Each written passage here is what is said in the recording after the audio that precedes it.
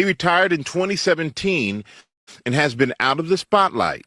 But today, he is sharing something deeply personal. You've chosen to share some personal news today, and it takes a tremendous amount of courage to share it. What would you like for people to know? First, I want people to know that I'm still me. ALS has changed what my body can do, but it hasn't changed who I am. In 2025, at the age of 39, Johnson was diagnosed with ALS, the disease progressing so rapidly that he now uses his eyes to trigger a speech-generating device to speak. Why do you want to share this now? Because if sharing my story helps even one person get diagnosed sooner, inspires more research, or gives another family hope, then it's worth it. Johnson says he was in the prime of his life, working out daily and running errands with his 4 children until ALS changed everything. Let's go back to last year. When did you notice that something was off? I first noticed weakness in my right hand.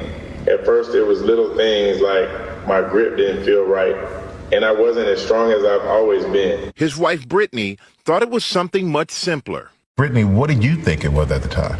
I thought because of football and, his career, that it had to be something with that, maybe a pinched nerve or something along those lines, but never ALS. And what did doctors tell you initially about your condition? We hoped it was something else, but after thorough testing, they finally came down with a diagnosis of ALS. They told us about a medication that might extend life by a few months. Then they told us to get our affairs in order. It was hard hearing that, but after watching Good Morning America and seeing Dr. Merritt with Eric Dane, we reached out to her. She was willing to think more creatively, offering experimental treatments that might help and advance research. Dr. Merritt Sikovich is a neurologist and leading ALS researcher at Mass General Brigham Neuroscience Institute.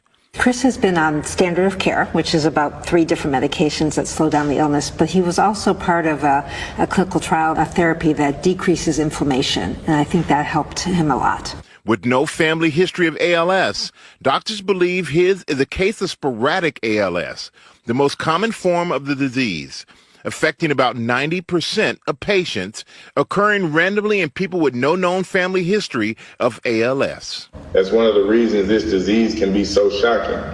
It can happen to someone who never expected it. And for me, it's shocking. It's hard to process it for me because I know you, Chris, from just the incredible athlete that you are. How do you process it? Honestly, I don't know if you ever fully process it. At first you're in shock, then you realize you have 2 choices. You can give up or you can fight. I chose to fight.